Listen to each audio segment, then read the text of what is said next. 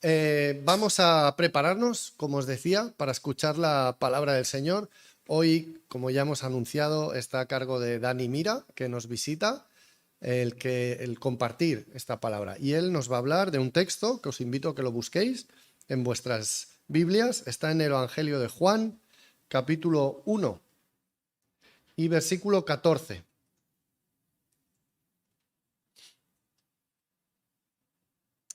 El Evangelio de Juan, capítulo 1, versículo 14, dice así: Y aquel Verbo fue hecho carne, y habitó entre nosotros, y vimos su gloria, gloria como del unigénito del Padre, lleno de gracia y de verdad.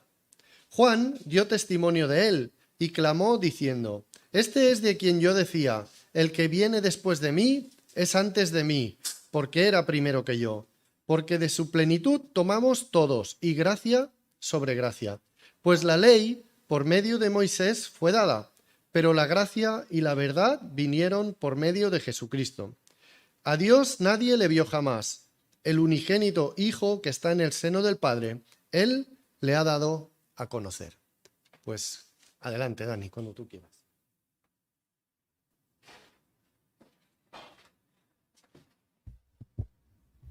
Pues muy buenos días, hermanos, a todos y hermanas. Primero, deciros que es un gusto y un placer, y muchas gracias, poder estar aquí con vosotros y visitaros esta mañana. Algunos nos conocemos desde hace unos cuantos años, pero otros es la primera vez que nos ponemos cara, así que es un placer poder estar juntos. Después, yo no estoy seguro, pero hace unos 20 años o algo así, estuve picando el suelo, era otro local, ¿vale? Así que yo tenía al menos el recuerdo de otras veces. Y en parte nuestras iglesias, yo vengo en la calle Verdi, que está en Barcelona, siempre ha habido ahí alguna conexión que nos ha ligado. Así que es un placer que se mantenga y poder estar aquí. Segundo, estoy un poco de la voz, un pelín afectadillo, ¿vale? Así que si en algún momento tos o lo que sea, ya me disculpáis de antemano. Y el título que le he puesto a la meditación de hoy de la palabra es Recorrido por la historia del Hijo de Dios, el Verbo, el Hijo y el Cordero. Y yo no sé hasta qué punto nos pasa lo mismo, tenemos el mismo contexto, ¿no? Pero desde pequeños a nuestros padres les gusta hacernos fotos. Tenemos la típica foto en el primer baño ahí en el Barreño, todos desnudillos y cómo nos están metiendo. A lo mejor una foto con algún cumpleaños, con las Coca-Colas, las Fantas y un poco la familia, los amigos por ahí al lado. La foto a lo mejor cuando vamos el primer día al cole con la mochila, o la foto de la fiesta sorpresa de los 18 años o de los que sean, la foto de cuando te casas. Entonces, supongo que todos vamos guardando algunas imágenes a lo largo de nuestra vida. Y os quiero presentar como esta mañana que veamos como 3 fotos de la vida de Jesús, del Hijo de Dios, ¿vale? Así que esta es un poco la panorámica que vamos a hacer, ¿vale? El recorrido por esa historia del Hijo de Dios. Y ponemos la primera foto. En el principio, el Verbo. Vamos a hablar de Primera de Juan, hemos leído unos versículos, pero vamos a hablar un poquito pinceladas del resto del capítulo también. Cuando hablamos de la historia de Jesús, ¿dónde pones su principio? Podríamos pensar que en Belén, o tal vez en algún momento unas 40 semanas antes, ¿no? Ahí en la barriga cuando se concibió. Pero creo que ni una ni otra, y ni siquiera en la creación del mundo, estaba mucho antes. ¿Cuánto?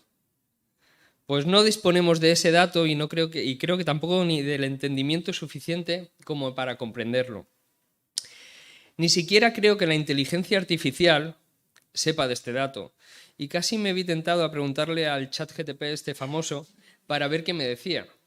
Pero no lo vi claro y no me metí.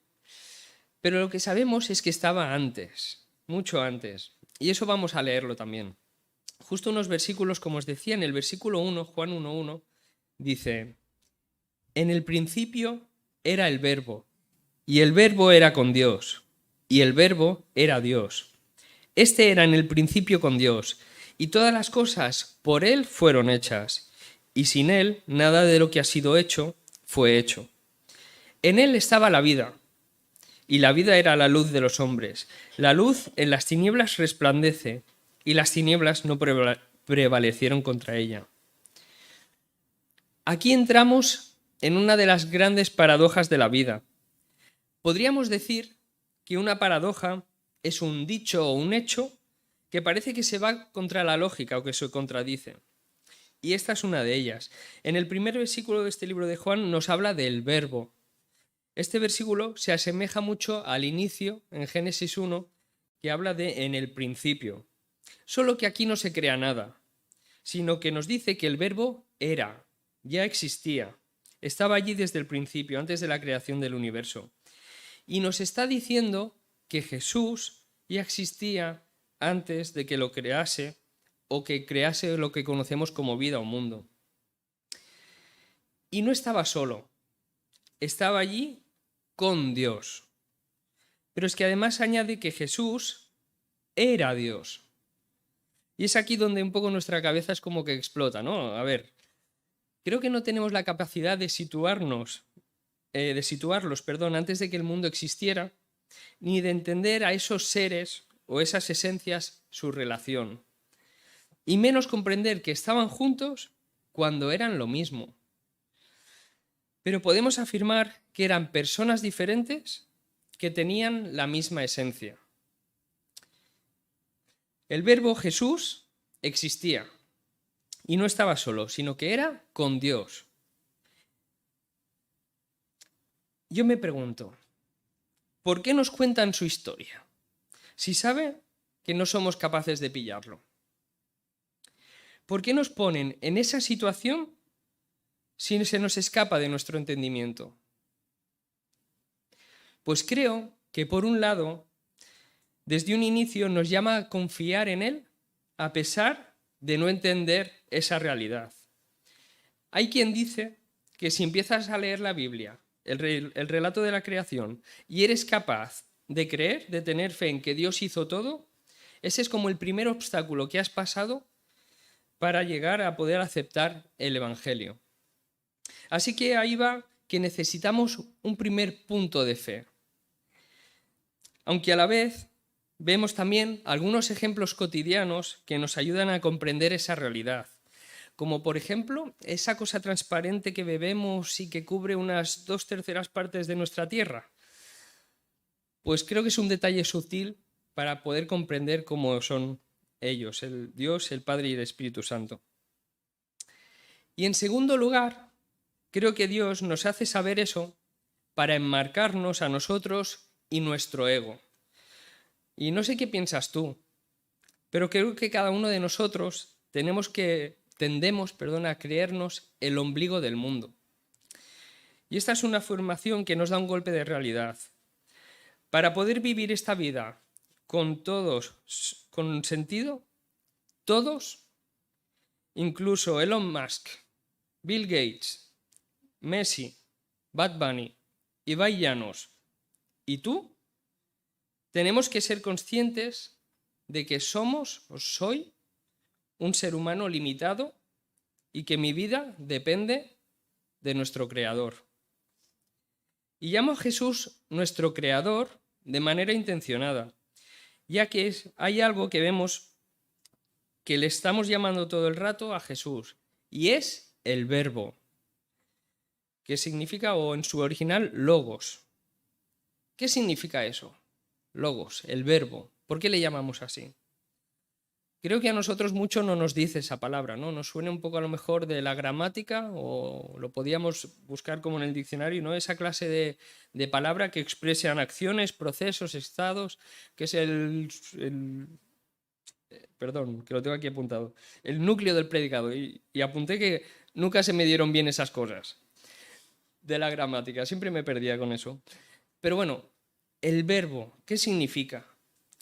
Para los lectores en su época significaban, o los nombres tenían un significado muy importante en su vida.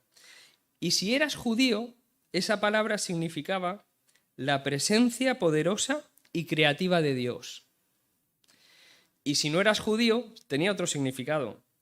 Dice, era la unidad coherente que llena y ordena el universo. Así que vemos ahí la presencia poderosa creativa de Dios y una unidad coherente que llena y ordena el universo. Creo que ambos significados se complementan, ¿no? Y nos explican exactamente lo que leemos en estos versículos que releo. Todas las cosas por Él fueron hechas y sin Él nada de lo que ha sido hecho fue hecho. Parece un trabalenguas, pero al final quiere enfatizar eso. En Él estaba la vida y la vida era la luz de los hombres. El Verbo, Jesús, fue quien hizo todas las cosas. Él es el creador, Él ha ordenado el universo. Imagínate, dentro de nuestras posibilidades, que ya sabemos que no son muchas, pero bueno, al final nos las ha dado Él, a Jesús, ese bebé del pesebre, previamente había estado cogiendo soles, lunas, planetas y todo el universo colocándolo en su sitio. Y entre todo eso nos hizo a nosotros, a nuestro planeta, y lo puso allí a dar vueltas. Yo creo que es maravilloso imaginarnos eso. Y es un pensamiento grandioso que nos demuestra el poder que tiene nuestro Dios. Así que le damos gloria a Dios y a Jesús por esto. Y aunque siendo realistas, si no crees esto, creo que tienes que buscar otros discursos para explicar de dónde salimos, de dónde aparece todo el mundo y el universo. Y por ejemplo, no sé, el Big Bang o la teoría de la evolución. Se explican en nuestras aulas del cole, de los institutos y universidades como si de una ley científica ya se tratase. Y no como unas explicaciones científicas que intentan explicar el origen del universo, de todo, teniendo en cuenta que realmente son incompletas. Y no quiero desacreditar a científicos, sino exigir cierta rigurosidad, que no se den por asumidas unas teorías cuando aún no se han demostrado completamente. Pienso que una manera interesante de llegar a Dios es estudiando y investigando nuestro mundo y las leyes que existen, ¿no? Porque las ha puesto ahí Dios por algún motivo y creo que es por acercarnos a Él. Pero también hay que tener el suficiente valor y ser sinceros y reconocer que hay puntos que se nos escapan y contemplar esa variable de un Dios creador que actúa en nuestro universo para poder resolver la ecuación. Así que, bueno, una vez vemos que el Verbo hace la creación del universo, nos hace a nosotros, nuestro mundo, todo. ¿Y qué pasó?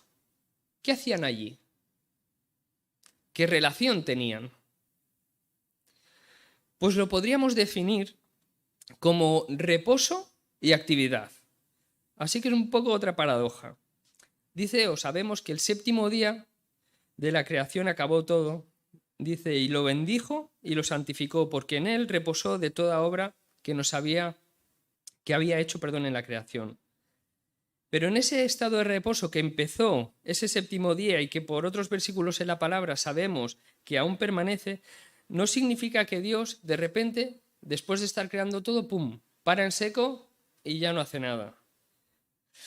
Sabemos que el Espíritu paseaba por el huerto, que allí estaban Dios y el Verbo, que tenían su relación, su comunicación también con Adán, estaban en armonía entre ellos y tenían pues sus actividades y su trabajo del día a día. Y no quiero sonar irreverente, pero podríamos decir que estaban entretenidos con sus cosillas. Estaban bien. Dios, Jesús, el Espíritu, todo era perfecto, lo tenían todo y estaban allí por encima de todos. Pero entra el pecado en el mundo. El ser humano deja de confiar en Dios y les empezó a dar un poquito de más trabajo, preocupaciones. Pero bueno, por encima de eso, ellos tenían su buena relación, ¿no? Era todo perfecto y estaban bien. Y no necesitaban nada realmente de nuestra insignificancia. Nuestra sociedad, ¿qué diría frente a eso? ¿Qué haría? Ostras, estos ya me están empezando a dar más trabajo del que tenía pensado.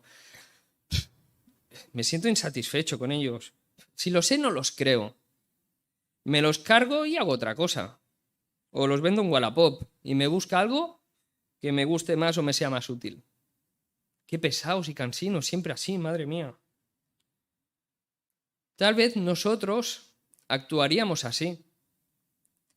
Pero ¿qué hace Dios? ¿Cómo vemos que es Dios aquí? Y estamos llamados a imitar a Dios, a imitar a Jesús, ¿no? En nuestra vida, en nuestro día a día. ¿Él nos eliminó y se olvidó por completo de nosotros? ¿Se desentiende? Os voy a leer otro versículo, a ver si os suena. Juan 3:16. Porque de tal manera amó Dios al mundo que ha dado a su Hijo unigénito, para que todo aquel que en él cree no se pierda, mas tenga vida eterna. Porque no envió Dios a su Hijo al mundo para condenar al mundo, sino para que el mundo sea salvo por él. Y aquí vamos a pasar a la segunda foto. Segundo punto. El Hijo del Hombre. Hijo de carne y hueso. Dice el versículo este que acabamos de leer, que Dios da a su Hijo, que Dios envía a su Hijo al mundo. Y releo lo que empezó leyendo Gaby antes. Y aquel verbo fue hecho carne, versículo 14 de Juan 1, y habitó entre nosotros, y vimos su gloria, gloria como la del unigénito del Padre, lleno de gracia y de verdad. Porque de su plenitud tomamos todos, y gracia sobre gracia. A Dios nadie le vio jamás, pero el unigénito Hijo, que está en el seno del Padre, Él le dio a conocer. El Verbo, que hemos visto antes, siendo Dios, se hizo carne. Jesucristo es enviado y se hace uno más aquí en la tierra como nosotros. Se le reconoce a Jesucristo como el Hijo del Hombre, porque cogió esa forma y es el ser humano por excelencia. Y de repente esa pasa a ser su identidad. El Verbo pasa a tener forma humana, forma de carne y huesos, y pasa a existir eternamente y a asumir su humanidad como genuina. Pasó de estar mano a mano con Dios a habitar aquí en medio de su pueblo y caminar sobre el polvo de la tierra. Y a la vez, en esa realidad, en él habita completamente toda la plenitud de la deidad, como dice Colosenses 2:9. Aquí tenemos a Dios hecho hombre, en esa foto, que se integra y vive como nosotros, desde bebé, emigrando a Egipto, currando de carpintero en el taller de su padre, con nuevos retos laborales a los 30, presenciando injusticias, observando el corazón del hombre de cerca, cómo eran sus pensamientos, y desde pequeño, en la cabeza de Jesús, siendo conscientes de a qué ha venido a la tierra. Fue tentado cuando estuvo en el desierto, con la misma mentira que Adán. El diablo le dijo, Jesús, tu padre no te ama mucho, ¿no? Porque, no sé, deja de limitarte y usa el poder que tienes. Los dos sabemos que tienes ese poder. Es que estabas también allí en el cielo y de repente te envía a este mundo podrido. ¿Seguro que no hay otra manera de salvar a estos humanos? Mira, yo te entiendo perfectamente y es que te aprecio mucho y te puedo dar todo en este mundo. Tendrás dominio sobre todas las cosas y no te va a costar tu vida. Solo tienes que reconocerme como tu Dios o como tu Padre. ¿Os suena este tipo de mentiras? ¿Estas afirmaciones y esta oferta? Si Dios existiera, ¿crees que te pondría o habría estas catástrofes en el mundo? ¿Que moriría gente inocente? Dios no existe. Y si existe, nos ha abandonado. ¿A ti? ¿Que la vida te ha dado este sufrimiento y este dolor? ¿Todavía crees que a Dios le importas lo más mínimo? Si Dios existiera, no te dejaría vivir eso. ¿Qué ha hecho Dios por ti? Vive la vida pensando en ti. Da igual el resto. Todo va a ser mejor sin Él. Y la verdad es que era mucho más fácil así. La oferta era tentadora. Pero Jesús no se deja engañar con soluciones baratas. Él sabía cómo funcionaban las leyes en esta tierra. Y en esa ocasión, como en muchas otras, vimos su gloria como la del unigénito del Padre.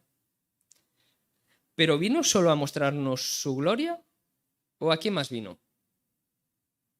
Él dice el texto de Juan que en él se juntan la gracia y la verdad.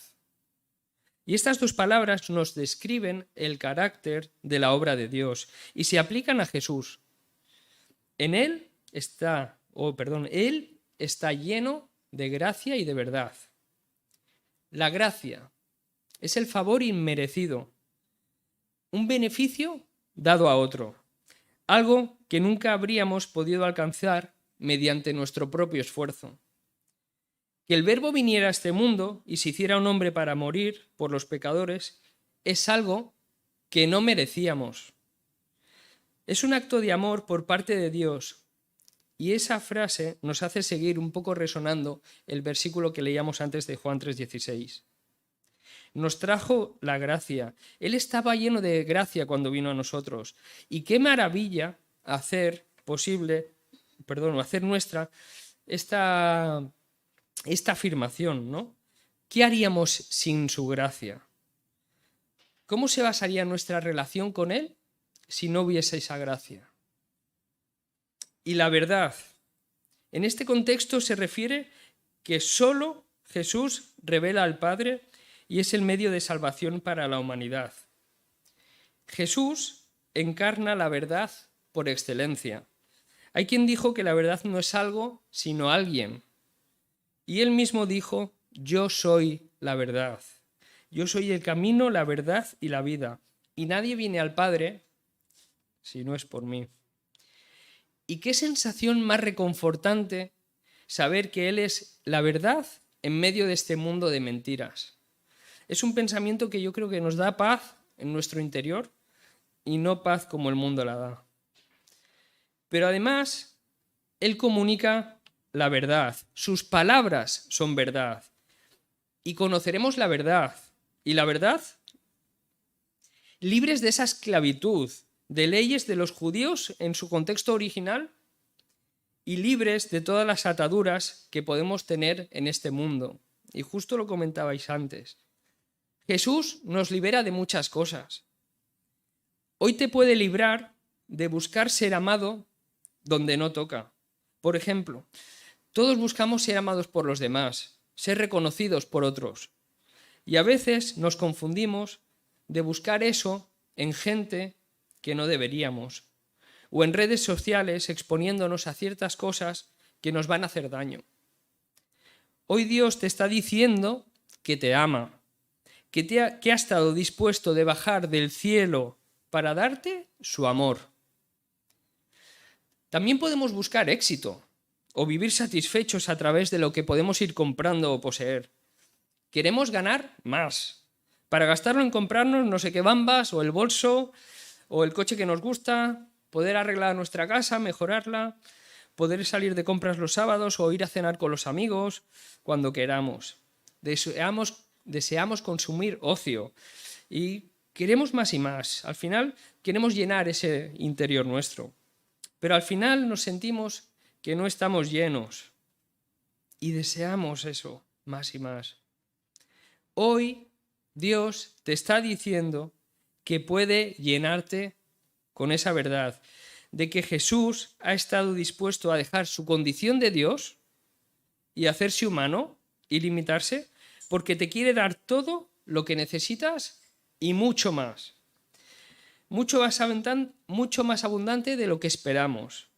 Nos quiere dar vida y vida en abundancia. Te quiere dar de su agua, agua que te quitará la sed y que te dejará satisfecho. Y como esto podríamos pensar en otras cosas. Y te invito a que tus deseos más profundos los expongas delante de Jesús en oración, para que Él tome el control de ellos. Que se lo pidamos a Él no significa que vayamos a tener de inmediato todo lo que pedimos o de manera automática. eso no funciona así. Él nos irá dando todo lo que necesitamos en el momento apropiado. O tal vez algunos de nuestros deseos los tiene que reconvertir un poquito, porque podemos estar buscando cosas que al final el diablo nos ha podido meter en la cabeza. Incluso otros a lo mejor nos los tiene que arrancar con dolor, porque de cumplirse nos harían daño y nos alejarían de Jesús. Pero Él también podrá ir poniendo nuevos deseos dentro de nosotros que nos llenan y nos hagan vivir con sentido los planes que Él tiene para cada uno de nosotros. Y esto está en su esencia. Si ha dejado tanto, es porque nos ama. Y quiere que vivamos de la mejor manera. Quiere que tengamos una relación con Dios Padre, que le conozcamos. Y Él tuvo y la tiene, porque Él la tuvo y la tiene. Y sabe qué es lo mejor que podemos desear cada uno de nosotros. ¿Y cómo podemos conocer a Dios? Es la siguiente pregunta que me salía. Pues porque Él nos lo revela.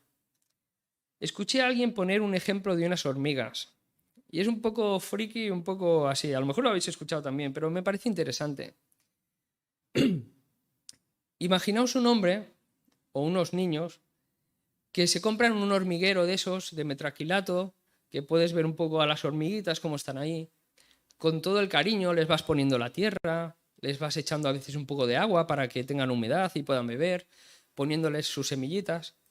Y tú al final quieres transmitirle como que, oye, hormigas, os quiero, ¿no? ¿Cómo se lo podría decir? Por mucho que haga estas cosas, las hormigas viven en su mundillo y ni se enteran. Por mucho que se lo digas, tampoco te van a entender tu idioma. Así que pensó que lo mejor era hacerse hormiga, meterse en ese hormiguero y entonces en su idioma comunicárselo. Pues de una manera similar y un poco mejorada, Jesús viene a vivir entre nosotros para darnos su mensaje de gracia y verdad y para hablarnos también del Padre, para dárnoslo a conocer. Y viendo a Jesús, conociéndole en su palabra, investigando en lo que Él hacía, veremos reflejado su carácter, el carácter de Dios Padre, su santidad. Percibiremos su cuidado y su preocupación por nosotros. Veremos su amor en práctica y sabremos del deseo de rescatarnos y de tener una relación viva con cada uno de nosotros. Y llegamos a la tercera foto de su vida. La foto del Cordero de Dios. El Verbo, Jesús, viene al mundo con una misión. Su objetivo era rescatarnos, salvarnos de la muerte, de la mentira y del mentiroso. Él, por amor, deja su condición, su forma y su estado. Se despoja a sí mismo y se hace un siervo obediente. Dios hombre, humillado al máximo y encima hasta la muerte. Un sacrificio por el mundo, por su creación. Y yo no sé si os viene a la cabeza el texto de Filipenses, capítulo 2, en el 5, dice: haya pues en vosotros este sentir que hubo también en Cristo Jesús, el cual, siendo en forma de Dios, no estimó el ser igual a Dios como cosa que aferrarse, sino que se despojó a sí mismo tomando forma de siervo, hecho semejante a los hombres. Y estando en la condición de hombre, se humilló a sí mismo, haciéndose obediente hasta la muerte y muerte de cruz. Qué relato tan concentrado de la misión del Hijo de Dios hecho hombre. No se aferró a ser igual a Dios, sino que entregó todo por ti y por mí. Y no acabamos de entender exactamente el motivo de por qué hizo eso. ¿Qué necesidad tenía para ello? Yo creo que se nos escapa. Pero lo que sí que sabemos es que Dios y su Hijo nos han amado tanto que han dado todo y dejado todo para que nosotros podamos tener la oportunidad de tener acceso a ellos. Han abierto las puertas de su vida. Han trazado un puente hasta ti. para que tú puedas decidir si dar un paso adelante y dejar que te lleven a su presencia o no. El coste ha sido muy, muy, muy alto, pero se ha pagado.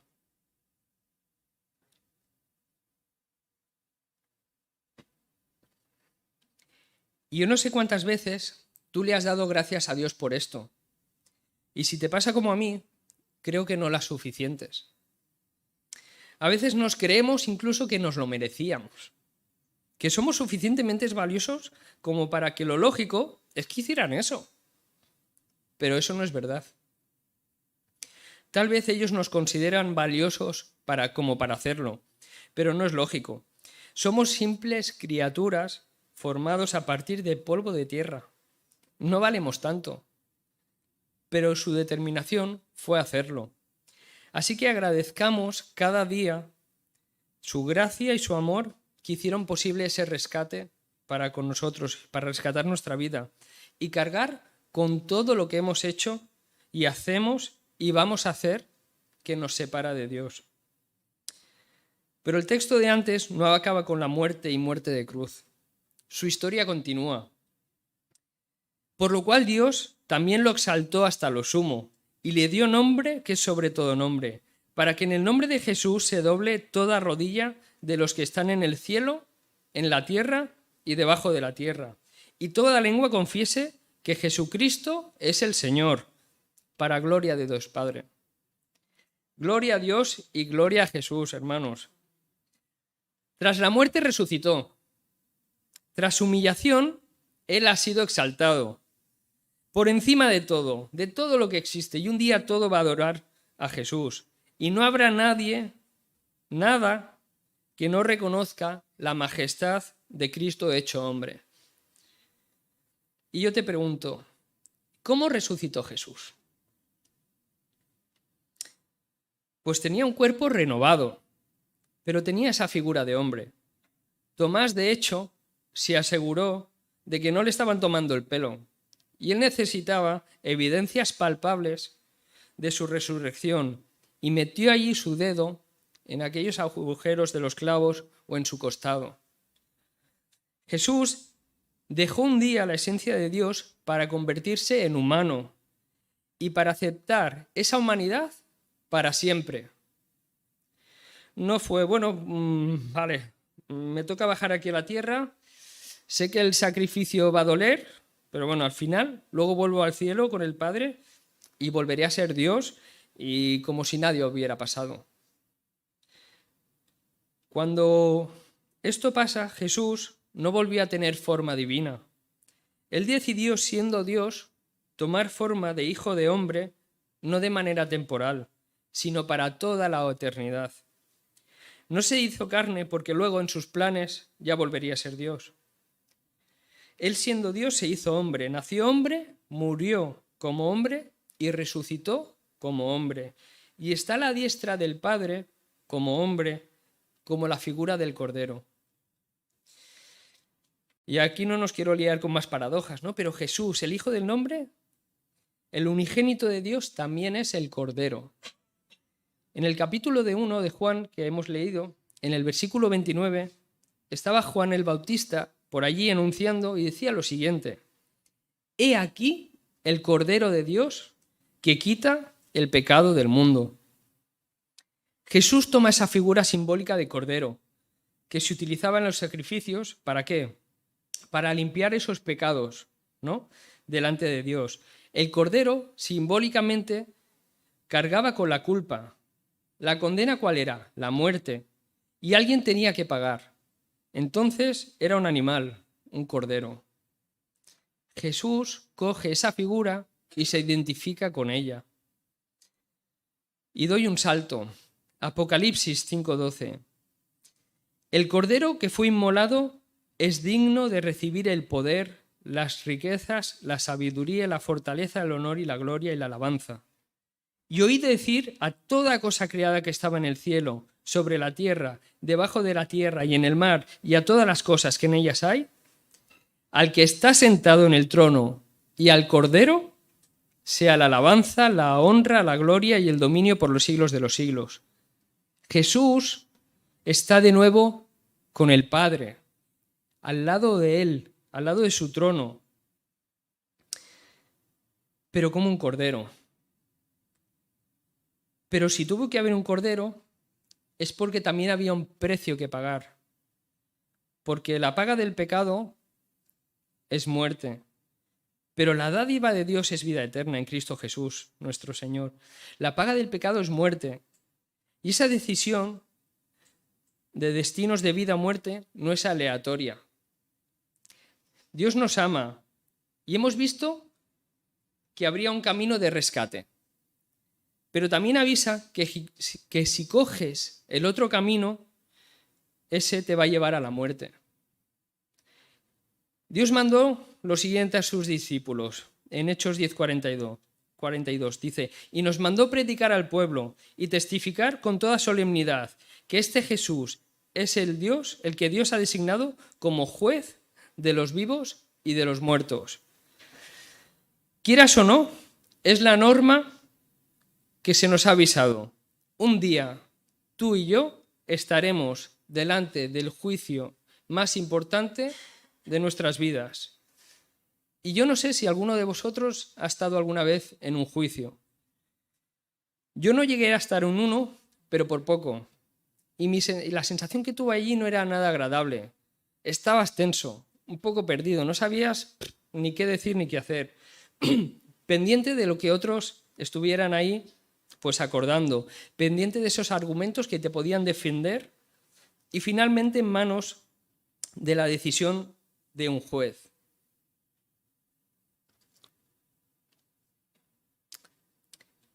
Haber estado ahí para mí no es nada comparado con lo que será estar delante del Dios siendo acusado por hechos que yo he hecho mal, siendo acusados por el pecado que Él detesta y no puede soportar.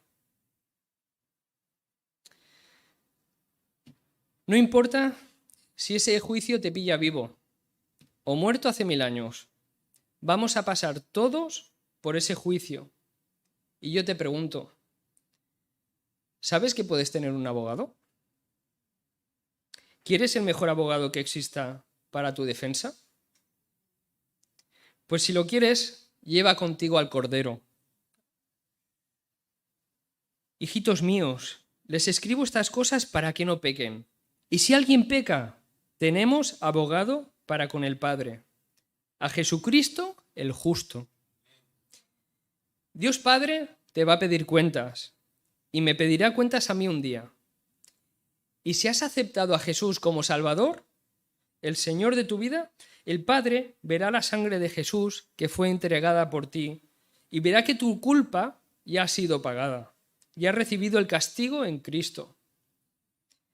Pero si Jesús no te reconoce, recae sobre ti esa culpa y la muerte eterna será tu condenación. Ese momento de juicio todavía no ha llegado. No sabemos si será esta tarde o tal vez mañana, no lo sé, no lo sabemos. ¿Pero estás preparado para ese juicio? Si no lo estás, hoy todavía puede ser día de salvación. Hoy puedes decidir coger ese camino estrecho que te acerca a nuestro Dios Padre.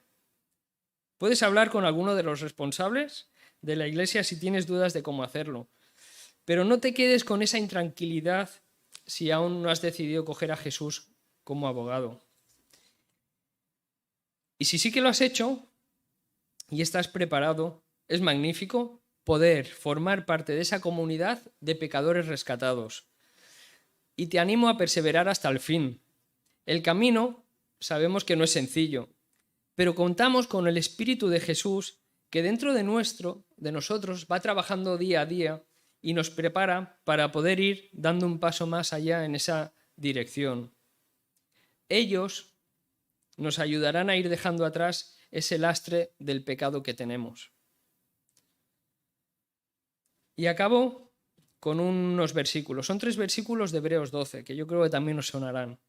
Dice, por tanto, puesto que tenemos en derredor nuestro tan gran nube de testigos, despojémonos también de todo ese peso y del pecado que tan fácilmente nos envuelve. y corramos con paciencia la carrera que tenemos por delante. Puestos los ojos, ¿dónde? En Jesús, el autor y consumador de la fe, quien por el gozo puesto delante de él soportó la cruz, menospreciando la vergüenza, y se ha sentado a la diestra del trono de Dios. Considerad, pues, aquel que soportó tal hostilidad de los pecadores contra sí mismo, para que no os canséis, ni os desaniméis en vuestro corazón. Así que deseo que estas palabras que hemos meditado esta mañana nos den pie a adorar a Dios, por un lado, y a su Hijo, a valorar todo ese precio y todo ese coste que tuvo para rescatarnos, y a ser conscientes que delante nuestro hay un juicio definitivo, y a plantearte, si no lo has hecho ya, rendirte a los pies de Jesús para que Él sea el Señor de tu vida y lo tengas como abogado.